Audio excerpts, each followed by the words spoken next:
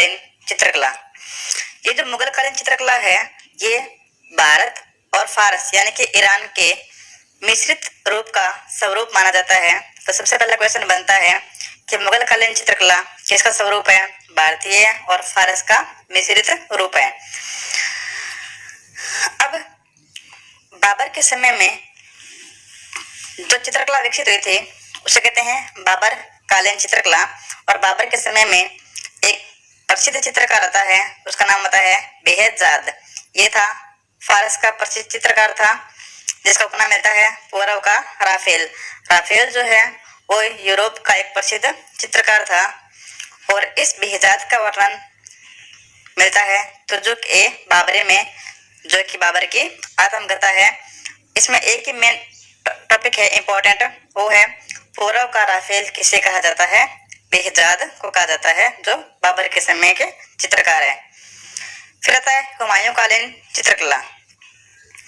वास्तव में जो मुगल कालीन चित्रकला की शुरुआत हुई थी वो हुई थी हुमायूं के काल से। हुमायूं के काल के प्रसिद्ध चित्रकार हैं, दो है, मीर सैयद अली और एक है ख्वाजा अब्दुल समद।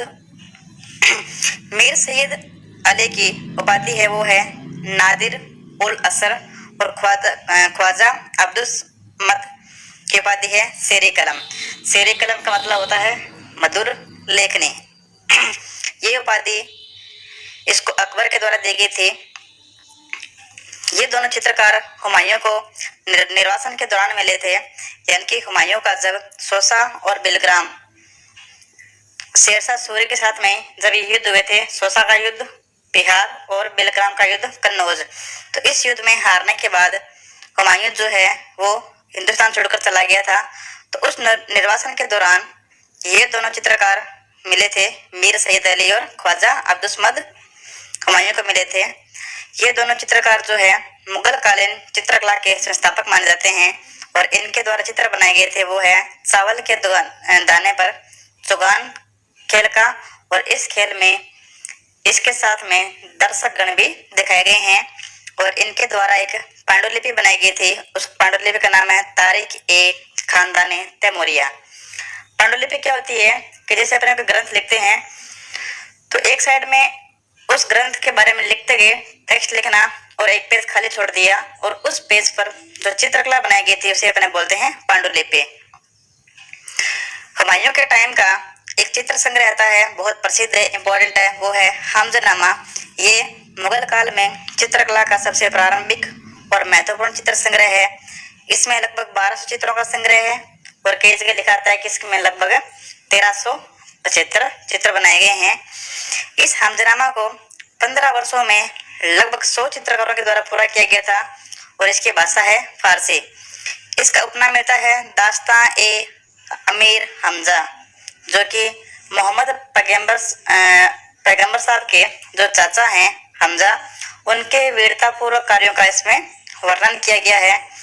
हमजनामा को चित्रित करने की जब शुरुआत हुई थी तब एक पर्यवेक्षक बनाया गया था, निरीक्षक, वो बनाया गया था मीर सैयद अली को, जो कि बेहजाद के शिष्य थे, जबकि ये ख्वाजा अब्दुल समद की देखरेख में पूर्ण हुआ था। यानी कि ख्वाजा अब्दुल समद के भी चित्र इस हमजनामा के अंदर बनाए गए हैं। इसके अलावा एक पुस्तक आती है नफाइसुल मासिर, जिसको मुल्ला अलाउद्दौला कज़वीनी के द्वारा लिखा गया था।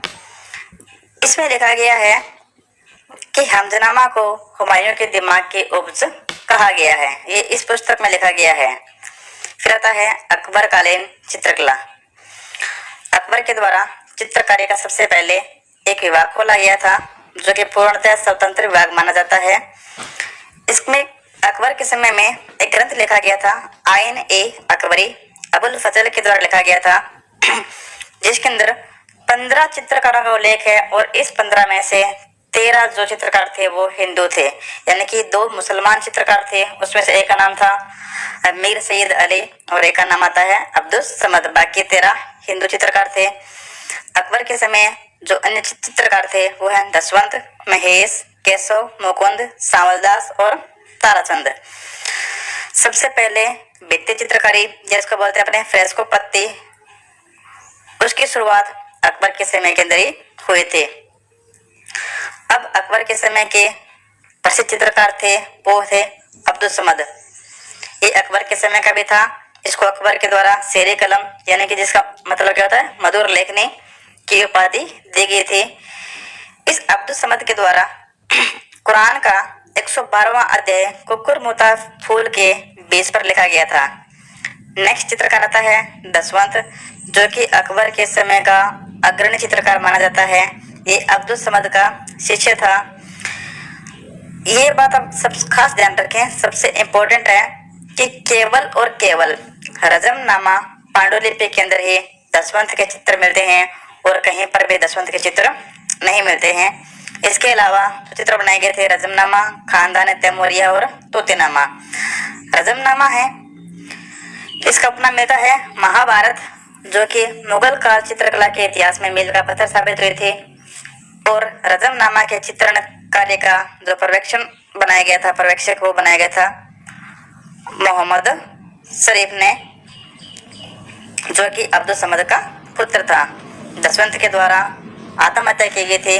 माना जाता है कि ये मानसिक रूप से बीमार था, मानसिक रूप से पागल था और लास्ट में इसके द्वारा आत्महत्या की गई थी। तो एक ध्यान रखना कि दसवंत के चित्र कहाँ मिलते हैं, केवल रजमनामा पांडुलिपि के अंदर। और रजमनामा जो है वो मुगल चित्रकला के इतिहास में मील का पत्थर जिसे माना जाता है। फिर आता है बसावन। ये अकबर के समय का सर्वश्रेष्ठ चित्रकार था। ध्यान रखना एक बात कि जो अकबर के समय का अग्रणी चित्रकार था वो दसवंत था, जबकि सर्वश्रेष्ठ माना जाता है वो माना जाता है बसावन को। और बसावन का जो प्रमुख चित्र है, जो सबसे खास इम्पोर्टेंट है, वो है एक कृष्णकाय घोड़े के साथ मजनू का निर्जन स्थान में भटकता हुआ चित्र। ये बसावन के द्वारा बनाया गया था, बहुत इंपॉर्टेंट है अकबर के समय में। रजमनामा के अलावा जो अन्य पांडुलिपि मुगल काल में चित्रित की गई थी वो है रामायण और अकबरनामा। अकबर का एक फेमस स्टेटमेंट आता है, कथन अकबर ने कहा था कि मैं उन लोगों से नफरत करता हूँ जो चित्रकला से घृणा करते हैं या चित्रकला से नफरत करते हैं। ये कहा था अकबर के द्वारा। ये बहुत मोस्ट इम्पोर्टेंट स्टेटमेंट आती है। फिर आता है जहांगीर कालीन चित्रकला। जहांगीर के काल को मुगल कालीन चित्रकला का स्वर्ण काल माना जाता है। इसके द्वारा जहांगीर के द्वारा आगरा में एक चित्रशाला बनाई गई थी, जिसका नेतृत्व किया था अकारेजा ने। और अकारेजा जो है हेरात का चित्रकार है।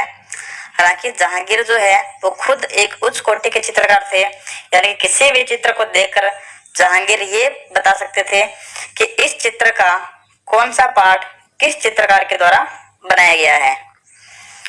जहांगीर के समय के जो मुख्य चित्रकार थे उसमें सबसे पहला था अबुल हसन, जिसकी जानकारी मिलती है अपने जहांगीर की आत्मकथा आती है तो जो के जहांगीरी से। ये अबुल हसन व्यक्ति चित्र बनाने के अंदर पारंगत था। इसकी उपाधि आती है नादिर उस जमा, जो कि जहांगीर के द्वारा दी गई थी। इसके द्वारा जो चित्र बनाए गए थे वो कौन कौन से थे, एक तो था जहांगीर के सिंहासन पर बैठने का चित्र था। और यही चित्र जो जहांगीर की आत्मकथा है तो जो कि जहांगीरी उसके सबसे पहले मुख्य पृष्ठ पर बना हुआ है। इसके अलावा एक चिनार के पेड़ का चित्र बनाया गया है जिसके चारों ओर गिलहरी बैठी हुई है। और एक संत की तस्वीर बनाई गई थी और उस संत का नाम आता है संत पोल। और अबुल हसन के द्वारा जो चित्र बनाए जाते थे उनकी सबसे बड़ी विशेषता थी उनकी रंग योजना। फिर आता है उस्ताद मंसूर। ये जहांगीर के काल का सर्वश्रेष्ठ चित्रकार माना जाता है। ये पशु पक्षियों के चित्रण, प्राकृतिक दृश्य यानी कि फूलों के चित्र, इनमें विशेषज्ञ था। इसकी उपाधि आती है नादिर उल असर, जो कि इसको जहांगीर के द्वारा दी गई थी। इसके द्वारा जो प्रमुख चित्र बनाए गए थे वो आता है साइबेरिया का एक दुर्लभ सारस और बंगाल का एक अनोखा पुष्प। ये दोनों चित्र बनाए गए थे उस्ताद मंसूर के द्वारा। फिर आता है बिशनदास। बिशनदास जो था जहांगीर के काल का चित्रकार था। इसको जहांगीर ने फारस के शाह अब्बास के दरबार में चित्र बनाने के लिए भेजा गया था और इसकी जानकारी का उल्लेख तो जो कि जहांगीर के अंदर मिलता है। फिर आता है दौलत। इसके द्वारा अपने साथी चित्रकारों जैसे गोवर्धन, बिशनदास, माधव, तुलसी आदि के द्वारा चित्र बनाए गए थे। तो ध्यान रखना साथी चित्रकारों के चित्र किस मुगल चित्रकार के द्वारा बनाए गए थे, दौलत, जो कि जहांगीर के दरबार में था। फिर आता है फारूक बेग।